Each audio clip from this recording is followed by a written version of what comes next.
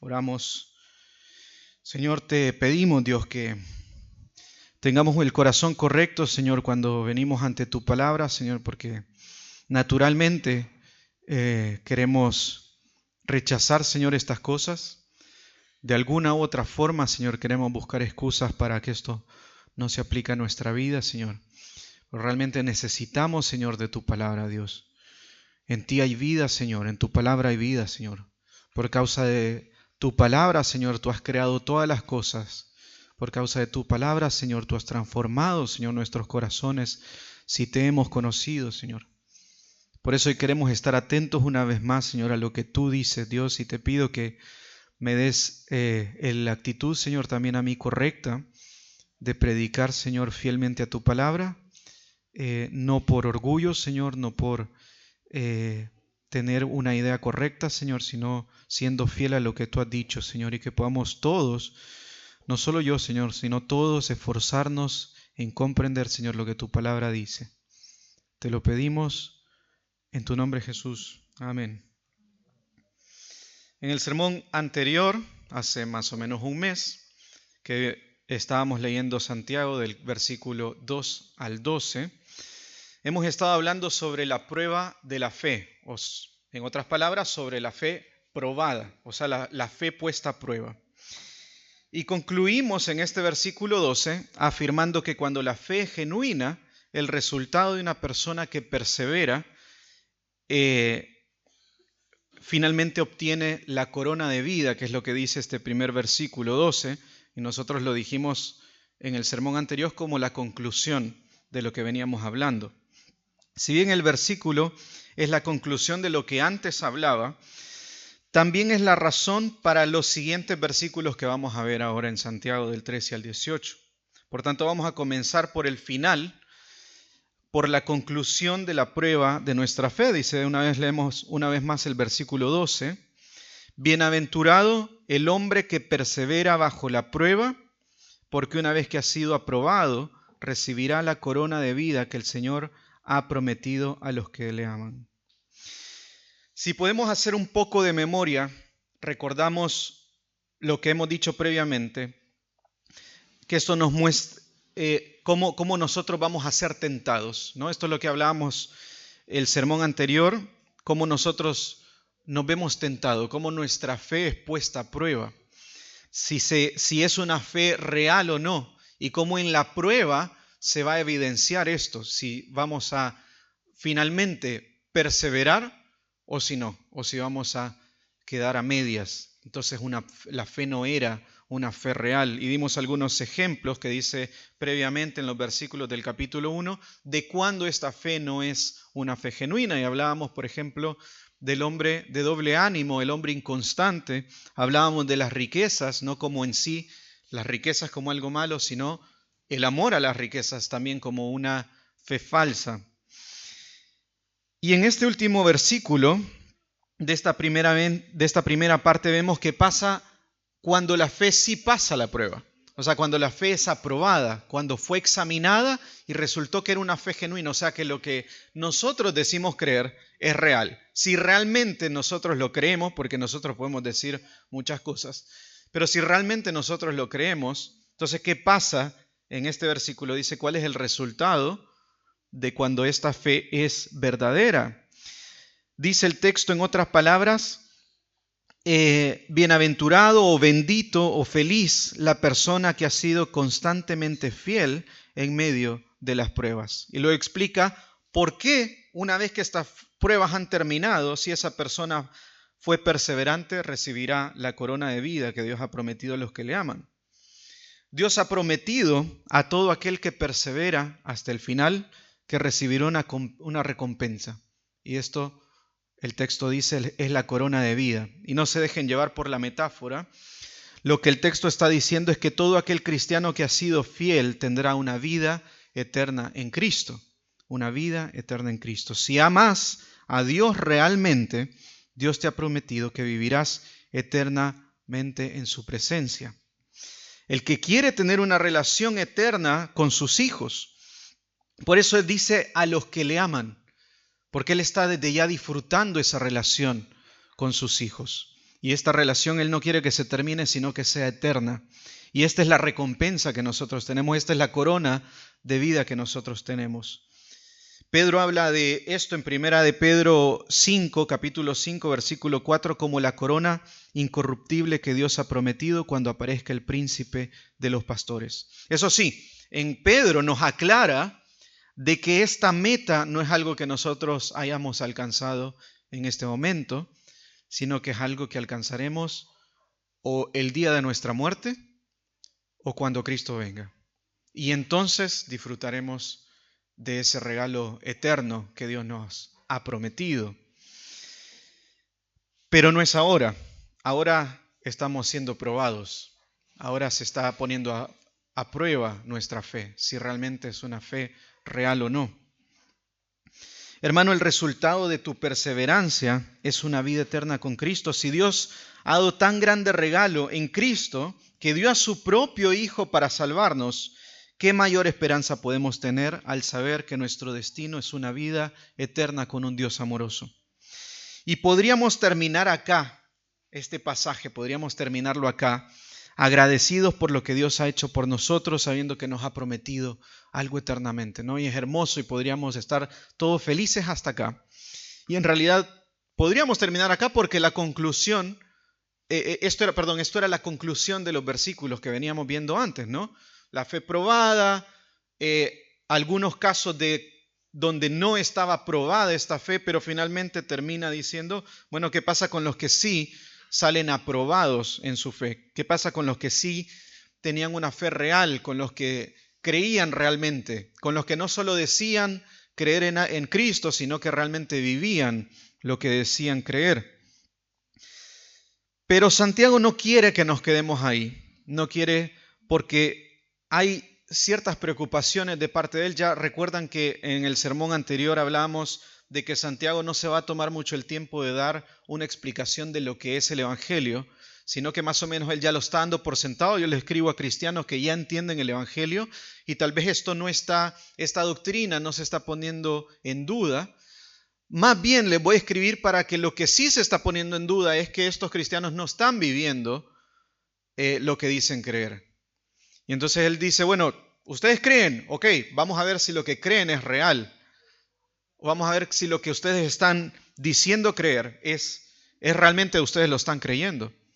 Dijimos que era diferente a otras cartas del Nuevo Testamento donde sí se está tratando de cambiar el Evangelio, por ejemplo en Gálatas, donde se está diciendo, no, la fe es por obras. Entonces, Pablo tiene que aclarar, no es por obras, es por fe únicamente. Pero en este caso Santiago no va a explicar estas cosas. Como Santiago en este versículo 12 nos acaba de aclarar entonces cuál es esta promesa para los que sí han confiado en Jesucristo, Santiago va a dar una advertencia para que veamos una vez más si realmente esta fe es genuina. Y él va a dar una aclaración y posteriormente una advertencia. Esta primera aclaración en el versículo 13 dice de la siguiente manera: que nadie diga cuando es tentado, soy tentado por Dios, porque Dios no puede ser tentado por el mal y él mismo no tienta a nadie, sino que cada uno es tentado cuando es llevado y seducido por su propia pasión. Después, cuando la pasión ha concebido, da a luz el pecado, y cuando el pecado es consumado, engendra la muerte. Pero ¿por qué Santiago tiene que hacer esta aclaración? ¿Por qué él tiene que aclarar luego de habernos hablado sobre la promesa de una recompensa de la vida eterna? ¿Por qué tiene que explicar esto? ¿Por qué? Veámoslo una vez más, dice que nadie diga cuando es tentado, soy tentado por Dios. ¿Qué tiene que ver esto con el versículo anterior que nos está hablando de la promesa de los hijos de Dios? De una promesa, de una corona de vida que van a recibir todos aquellos que han confiado en Cristo. ¿Cómo relacionamos esto? Yo creo que existen dos razones principales que Santiago tiene que aclarar las cosas antes que nos quedemos enamorados de esa promesa nada más. Él tiene que aclarar dos cosas. La primera, ¿por qué él tiene que hablar de esto? La primera razón es porque somos orgullosos somos orgullosos y nunca tenemos la culpa de nada. Y la segunda razón es porque somos legalistas y creemos que merecemos esa recompensa. Y vamos a ampliar un poco más estas dos razones. La primera dijimos, somos orgullosos y nunca tenemos la culpa de nada. Para explicarles esto tenemos que ver qué es lo que creía el mundo en ese momento, el mundo grecorromano. Los romanos adoptaron sobre todo la cultura griega. Y los griegos tenían una filosofía, una religión, donde creían que los dioses eran malos y que los hombres eran víctimas de sus caprichos y de sus abusos. Hay una historia, una leyenda griega sobre la primera mujer que existió en la religión griega, que se llamaba Pandora. No sé si habrán escuchado la historia de la caja de Pandora. Resulta que esta mujer había sido recién creada y el dios Zeus le dio un regalo pidiéndole que no lo abriera. Le dio una caja y le dijo, no lo abrás. Y para en ese momento, todos los hombres eran buenos e inocentes, pero Pandora tuvo tanta curiosidad que abrió la caja, liberando así toda la maldad que contenía aquella caja, y desde entonces todas las personas se volvieron malas. Y esta leyenda nos muestra, por un lado, el mundo machista en el que vivían los griegos, donde la culpa era siempre de la mujer. Y por culpa de la mujer es que ahora hay problemas en nuestra sociedad. Pero realmente lo que los griegos decían detrás de esto no era eso exactamente. Ahora, no es tan diferente de la realidad si nosotros recordamos en Génesis 3, lo primero que hace Adán es echarle la culpa a su esposa. Lo primero que hace cuando él ha pecado, él dice, pero no es mi culpa, es culpa de la mujer que me diste. Ahora, los griegos realmente al que le estaban echando la culpa era a los dioses. Decían que el problema no era que la mujer fuera curiosa finalmente, sino ¿quién dio el regalo? ¿Quién dio el regalo? Zeus, ¿no? Y en todas las religiones del mundo, salvo en el cristianismo, los dioses son dioses pecadores, inmaduros, caprichosos, déspotas o una combinación del bien y el mal. En el hinduismo las personas dicen que todo mal que ellos hagan es realmente una influencia de los dioses que los obligan a hacer esas cosas, porque ellos en realidad no tienen la culpa, ellos son inocentes. Y aún en la Biblia vemos este patrón. Cuando Adán peca y es confrontado por Dios, lo primero que dice es la mujer que me diste. Pero Eva no se queda atrás y finalmente dice, no, la serpiente es la que me engañó. Nosotros no tenemos la culpa, es culpa de Satanás. Entonces, la culpa no era de nadie. Pero alguno pensará, Luis, pero esto es hace mucho tiempo, nosotros no vivimos en esta cultura.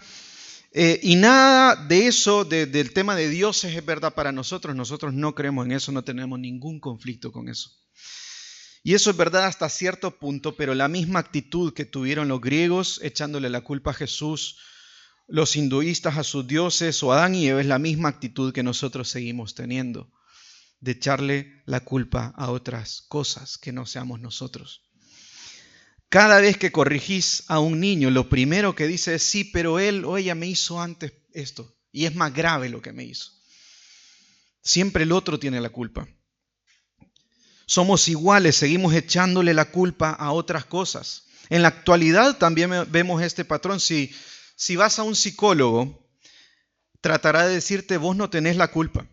Vos no tenés la culpa. El problema viene de X experiencia que tuviste en la infancia.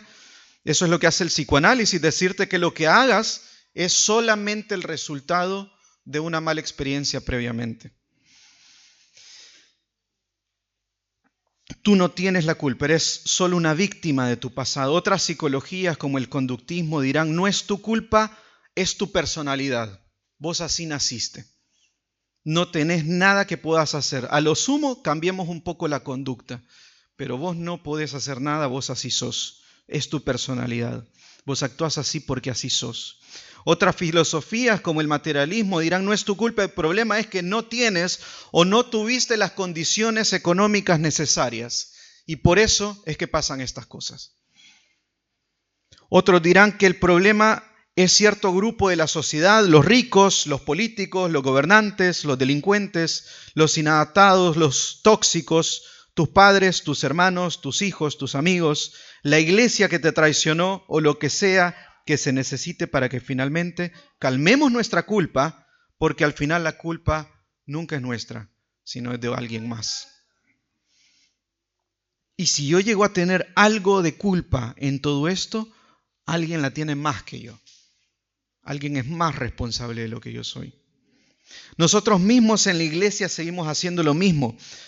Todo lo que pasa en nuestra vida es culpa de Satanás. Es culpa de Satanás. En muchas iglesias se predica falsamente sobre el espíritu de la envidia o el espíritu de la mentira o el espíritu de lo que sea que no seamos nosotros mismos. No necesitamos realmente un espíritu de mentira o envidia para ser mentirosos y para ser envidiosos y para lo que sea. Somos pecadores por naturaleza. Y por esta razón, porque somos orgullosos y siempre queremos escapar de la responsabilidad de nuestro propio pecado, es que Santiago aclara que nosotros somos pecadores y responsables de nuestro pecado. Él dice que nadie diga cuando es tentado que es tentado por Dios.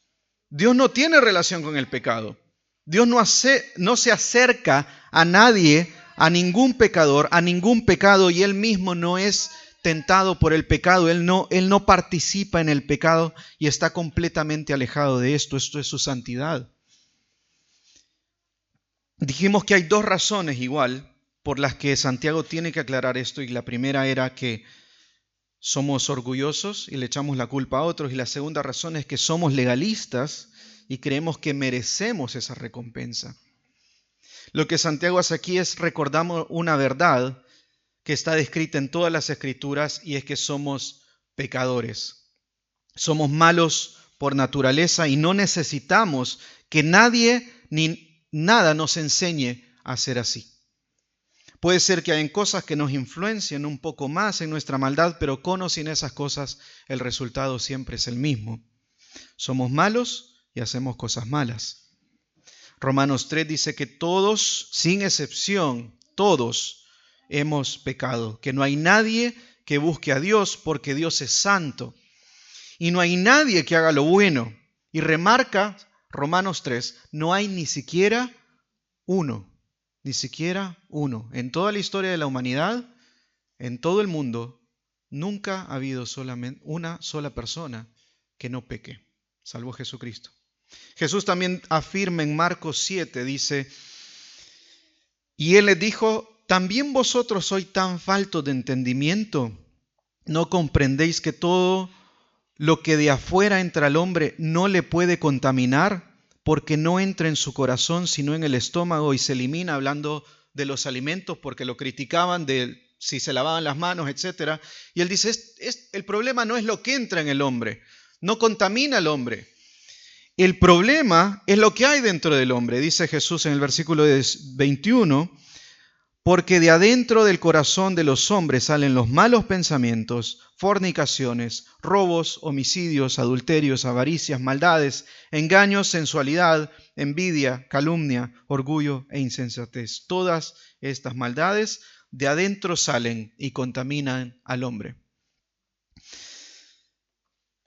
No son responsables otros, no es como yo me veo influenciado, es lo que de mí mismo sale. Yo soy pecador.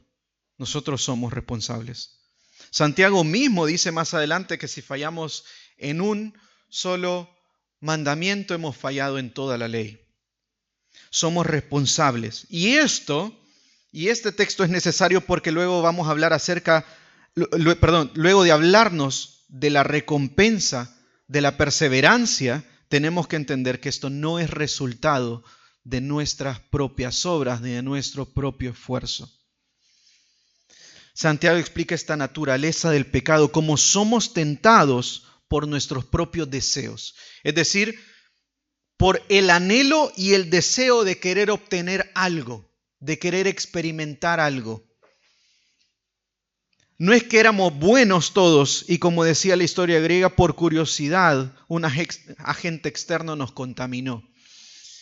Nosotros somos atraídos cuando de nuestro propio corazón somos tentados. Nosotros queremos y deseamos pecar en X área. Si hemos pecado en cualquier área es porque nosotros queríamos. Porque nosotros queríamos. No existe el me hicieron hacerlo. No existe el no tenía otra opción. No hay un Satanás que me engañó y me obligó. Y aclaro que sí existe Satanás, por supuesto. Y no vamos a negar que la Biblia también afirma de que le llama el tentador, ¿sí? Y somos tentados por él. Pero el punto no es tanto el quién ofrece la tentación, sino por qué nosotros accedemos a esa tentación. Nosotros no accedemos a cosas que no nos gusten, que no nos atraigan. Nosotros no nos vemos atraídos por cosas que no nos interesan. Ahora, si hemos pecado y si nos vemos tentados con el pecado, es porque nosotros lo deseábamos. Porque de nuestro propio corazón nace eso. Somos atraídos por eso. Y lo que dice Santiago es que esta primera parte nace de nuestro propio corazón y el problema es cómo concluye eso. Cuando nosotros nos vemos atraídos, pero no solo nos vemos atraídos, sino que participamos del pecado. Y entonces habla de la muerte. El resultado del pecado es la muerte. Nuestra salvación y nuestra perseverancia en la fe no es el resultado de nuestro esfuerzo, porque nuestro corazón al final es malo. Por eso Santiago dice, no se engañen, no se engañen. Estábamos contentos, ¿no?, con escuchar, recibiremos la corona de vida. No se engañen. No se trata de tu esfuerzo. No se trata de nuestro esfuerzo. No se trata de que hemos ganado eso por nosotros mismos. El problema que nosotros tenemos con esta verdad que nos expone Santiago es las consecuencias del pecado. Y él dice que finalmente las consecuencias de este pecado es la muerte. Estas noticias no son tan buenas como las que escuchábamos en un principio. Ojalá pudiéramos decir que la corona de vida es una promesa para todos. Pero sería injusto decir esto. Más bien lo justo y el resultado intrínseco de nuestro pecado es la muerte. El pecado nos separa de Dios eternamente, nos condena por la eternidad. La Biblia describe que el hombre ya está muerto al estar separado de Dios. Amados, no nos engañemos, no nos engañemos. No podemos ser salvos por nuestra propia cuenta. Y nadie más que nosotros somos responsables por nuestro propio pecado.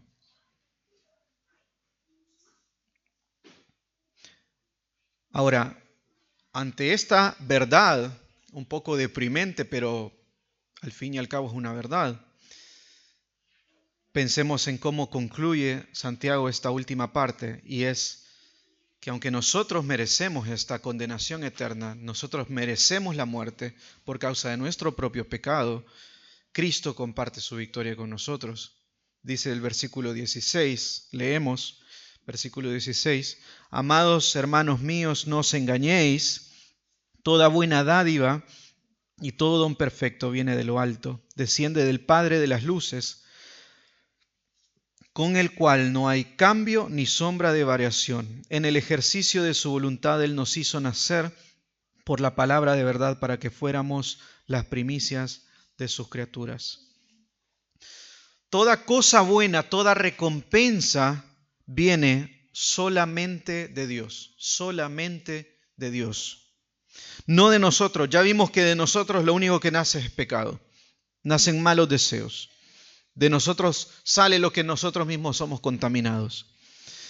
Nosotros estamos llenos de malos deseos. Y como una advertencia, nuevamente dice, no se engañen. ¿Y por qué nos dice esto? Porque somos buenos en engañarnos. Somos buenos en mentirnos, en hacernos creer nuestras propias mentiras. Santiago al final de esta parte dice en el cual, en el ejercicio, versículo 18, en el ejercicio de su voluntad, Él nos hizo nacer por la palabra de verdad. Por la palabra de verdad. ¿Y por qué aclaro esto? Porque como nosotros nos engañamos a nosotros mismos con nuestras propias conclusiones y pensamientos, lo único que realmente podemos confiar es en la palabra de Dios, no en nosotros, no en nuestras ideas, no en nada de lo que nosotros podamos pensar, en nuestra lógica, sino solamente en la palabra de Dios. Y Él dice, por causa de esta palabra es que nosotros hemos nacido de nuevo. Pero nos advierte, no nos engañemos. El único que puede venir algo bueno no es de nosotros, es de Dios. Una vez más nos recuerda un concepto que lo tenemos más claro en Primera de Juan 1:1 y dice que Dios es luz. Habla del Padre de las luces y lo que está diciendo al decir luces y por qué hay una diferencia con Juan al decir que Dios es luz, es que Juan nos está diciendo que Dios es bueno, que Él es santo, que en Él no hay pecado, pero Santiago quiere que pensemos un poco más ampliamente y él quiere que entendamos de que no solo es que Dios es bueno y es santo, sino de que todas las cosas buenas y santas pertenecen a Dios. Y es decir, que todo lo bueno que existe solamente proviene de Dios. Y si en el mundo todavía queda algo de bondad, aunque muchas veces fingida, es solamente porque Dios es misericordioso con el mundo. Pero no nos engañemos, solamente viene de Dios. Y afirma que el Padre de las luces no es inconstante. Dice, no hay cambio ni sombra de variación. Esto se contrasta bien con lo que somos nosotros. Versículo 8 hablaba del hombre de doble ánimo, del hombre inconstante, del hombre que no permanece siempre en lo mismo. Dios, a diferencia de nosotros, no cambia. Él ha sido el mismo ayer, hoy y siempre. Dios no es diferente en el Antiguo y en el Nuevo Testamento. Dios ha sido el mismo eternamente y será el mismo eternamente. Él no aprende porque Él lo sabe todo. Él no mejora porque Él es el límite y al mismo tiempo Él es infinito. Él no varía en sus emociones, decisiones y pensamientos. Él no se arrepiente porque su voluntad es perfecta. Dios es ayer, Dios es hoy y Dios es por la eternidad. Si Dios no cambia, qué dura es la eternidad para el que recibe la condena por su pecado, porque Dios no va a cambiar de parecer. Pero qué hermoso es el amor de Dios para los que hemos confiado en su evangelio. La promesa de la corona de vida que habla el versículo 12 es una promesa que se cumplirá sí o sí, pues Él no cambia. Podemos confiar plenamente en Dios y en sus promesas. Finalmente vemos en el versículo 18 la verdad más reconfortante de todas, y es que Dios, no por algo que nosotros hayamos hecho, y espero que esto haya quedado claro, no por algo que nosotros hayamos hecho, no por el valor que tengamos, sino solamente por el ejercicio de su voluntad, o sea, porque Él así lo quiso. Porque Él quiso que fuera así, nos hizo nacer por la palabra de verdad para que fuéramos las primicias de sus criaturas. Si nos ponemos a pensar un poco que la recompensa de todo cristiano es la corona, parece un poco exagerado, ¿no? Una corona de vida, una corona es un poco exagerado, ¿no? Nosotros no somos pecadores rescatados por un Dios compasivo, que no ha querido derramar su vida en nosotros por nuestro pecado, sino que ha enviado a su Hijo para morir por nosotros. Si solo somos personas rescatadas por Dios, ¿qué nos hace tan valiosos para recibir una corona? ¿No es esto un trato que reciben únicamente las personas más altas de la realeza? Un rey, un príncipe y el resto de su familia real son merecedores de una corona. Nosotros solo somos rescatados, ¿no? Pero obviamente no vamos a contradecir la Biblia. Acá dice que es así, esta es la recompensa de todo cristiano. Cuando Dios envió a su Hijo al mundo, Éste vivió como un siervo entre nosotros y murió en una cruz, para que todo aquel que en Él cree no se pierda, sino que tenga vida. Pero Cristo venció la muerte y luego de 3 días, como Él prometió, resucitó y se sentó a la diestra de Dios en las alturas. El Evangelio, que es la obra de Jesucristo, como nosotros siendo pecadores fuimos rescatados por Jesucristo, esto es el Evangelio, en resumidas cuentas. Esto es el Evangelio. El Evangelio no, y la obra de Cristo no tenía como fin único eso. Es decir, claro, por supuesto que Él nos amó tanto que envió a su Hijo a morir por nosotros. Claro que sí, es verdad. Y esa es una de las razones por las que Cristo vino a este mundo a morir por nosotros. Pero no es la principal, porque lo principal no somos nosotros. La principal razón por la que Cristo vino a este mundo es para que finalmente Él sea Rey de todo. Él obviamente siempre ha sido Rey de todo y es soberano, pero Él se hizo Rey de la iglesia por medio de su resurrección y comparte ahora ese reino. ¿Cuántas veces Jesús habló del reino venidero cuando estaba en este mundo, no? ¿Cuántas veces habló? Él hablaba de sí mismo. Él hablaba de su reino. Este es el objeto principal del Evangelio, que Jesús sea Rey sobre todas las cosas, que la gloria sea para Él. Claro que nos amó y se entregó por nosotros, pero no termina ahí, no termina ahí. Hoy recordábamos la Pascua y recordábamos lo que Dios hizo con el pueblo de Israel, ¿no? Cómo el pueblo de Israel sacrificaron y pintaron con la sangre el marco de la puerta, ¿no? La diferencia es que ese cordero que lo salvó en ese momento sigue muerto.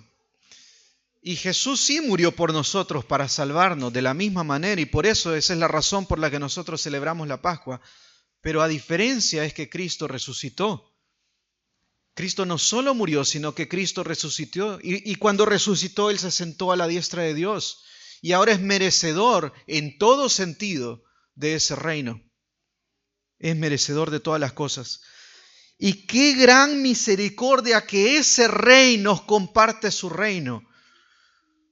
No lo merecemos, es que ni siquiera merecíamos que fuéramos perdonados.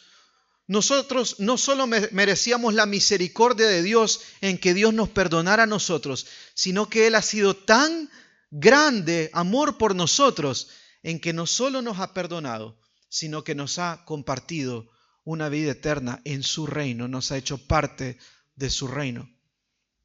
Si creemos, claro, en Él, si realmente creemos en Él. No nos engañemos si realmente hemos creído en Él. Si no has creído, ya has muerto. Ya has muerto. La Biblia nos describe que nosotros estamos muertos por naturaleza.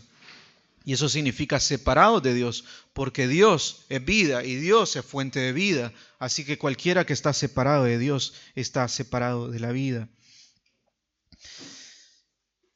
Y no hay nada que nosotros podamos hacer. El único que ha podido hacer las cosas es Cristo.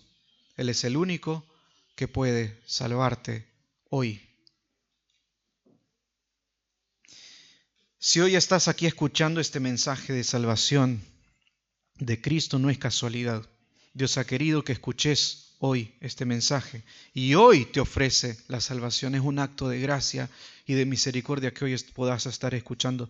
Nosotros no somos transformados por un acto mágico, por cosas que nosotros hagamos o repitamos, sino por creer en la palabra de Dios y en este mensaje del Evangelio.